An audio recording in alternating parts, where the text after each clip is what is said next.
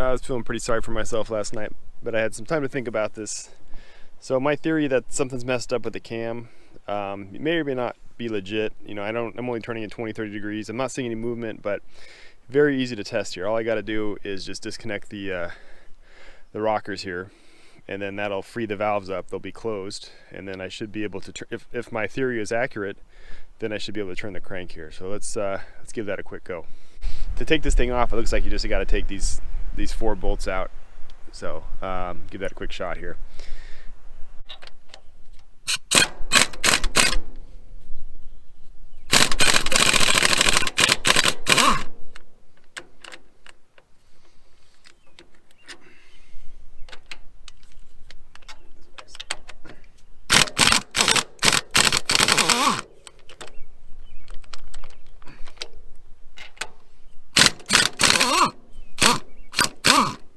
See some movement, that's a good sign.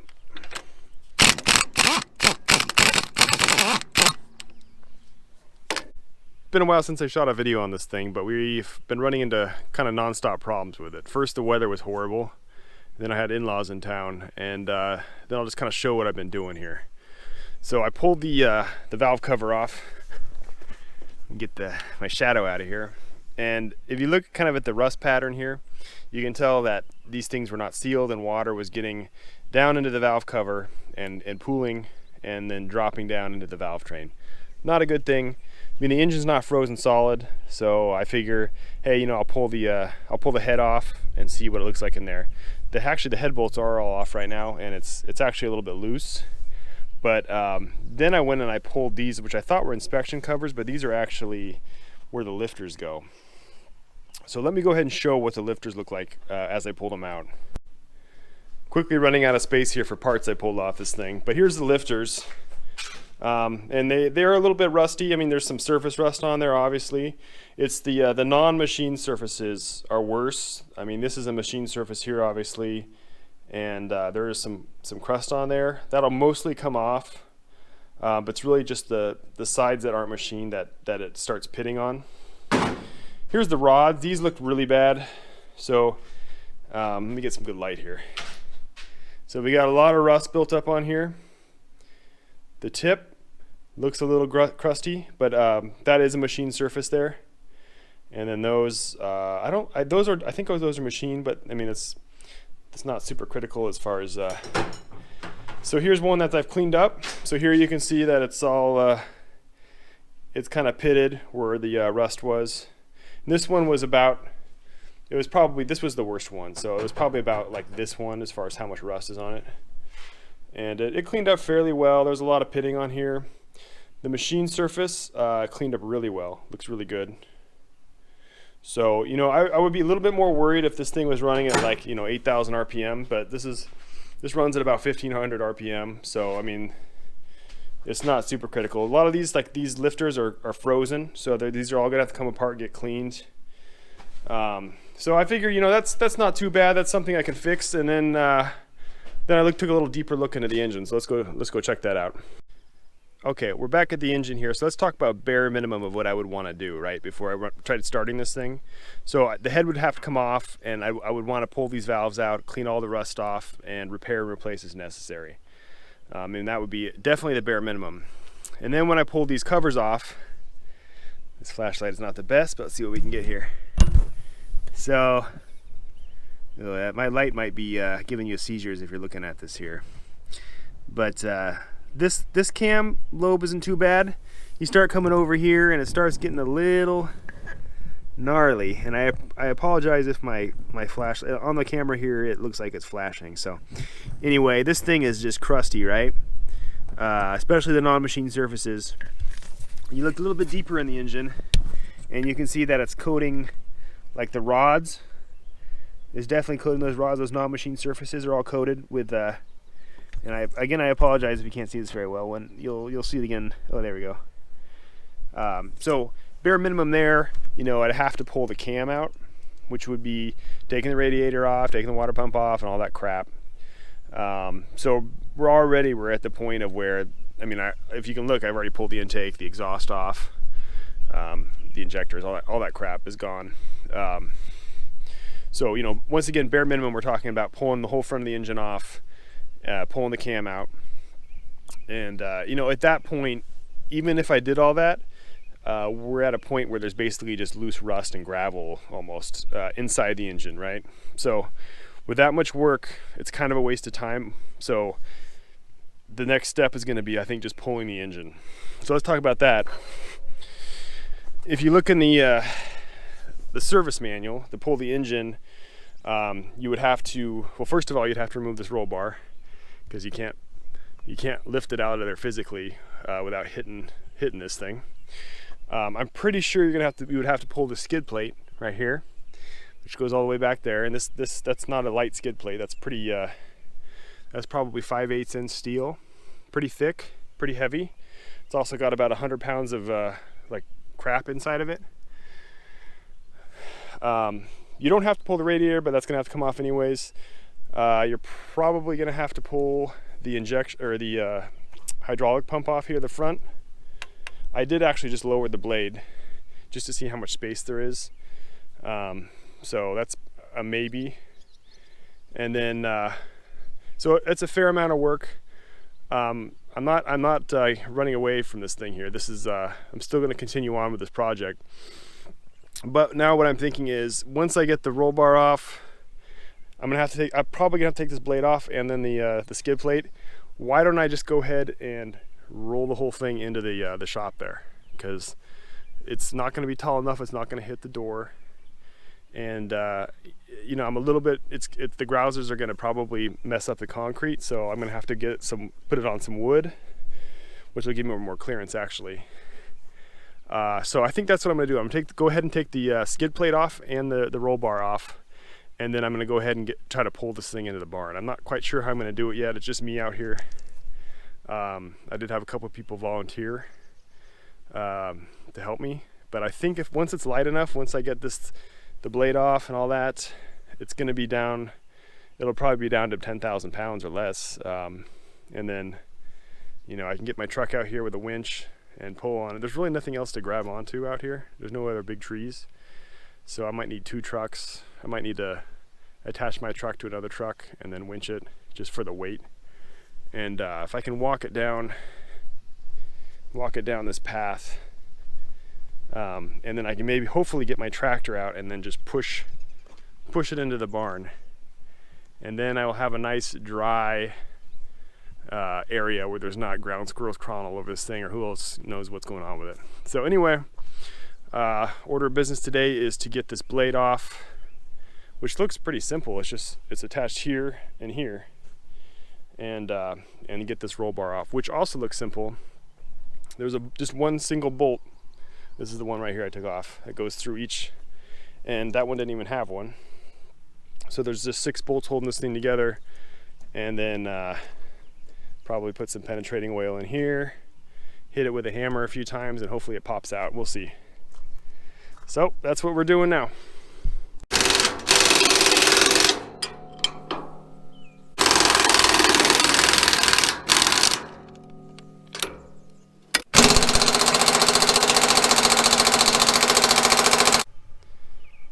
All right, after getting to this one, I kind of changed my strategy here. Based on how frozen these things are, there's no way that these are ever going to come out of here short of lifting this entire thing off of its tracks and dropping it. So I'm going to go ahead and take these bolts off, and these are stuck. I'm going to get the torch out here. These I got out, except for that one. So they're all going to need a little bit of work here to get these things unstuck.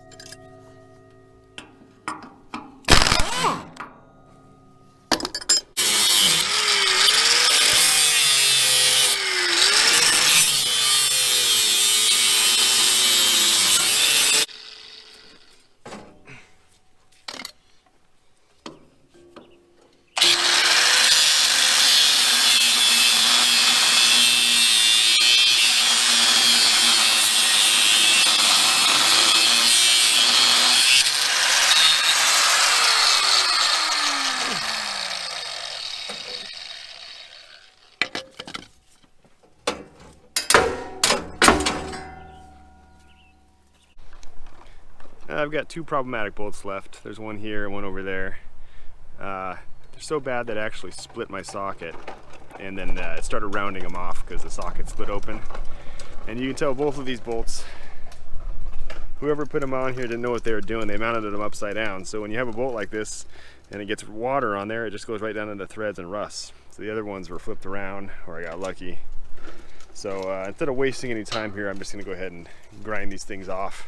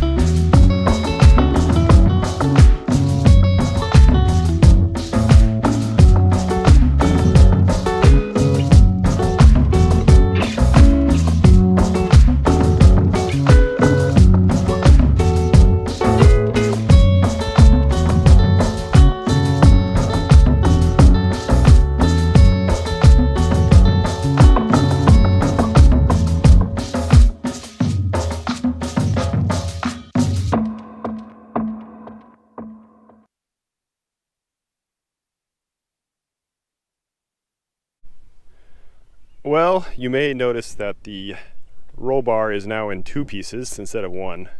Unfortunately, I just realized the sound was broken on the previous few recordings. But so this is a bad thing, obviously, but I mean, let's think about this for a second. If you watched that video just a second ago, I mean, it was not a big fall, just tipping back over. Just the spring force of these pipes snapped the welds right off. Let's take a quick look at these welds. These are really, really bad welds. They're not rusted through. There's no penetration on these welds. These are just terrible. So I mean, this thing was not, I mean, I guess this structure here, which would be right over where I would be sitting, is, you know, fairly secure. But now I'm kind of questioning these right here, right? Because those aren't too pretty either. Although these are, I mean, these are worse. These are clearly worse. They're rusted on the outside. So these are, looks like someone had cut these off at some point and then re-welded it, and they did a really, really bad job. So this is something that we can easily fix. You know, I just need to grind those down and re-weld those. Not a big deal. It's just kind of shocking how easily that broke.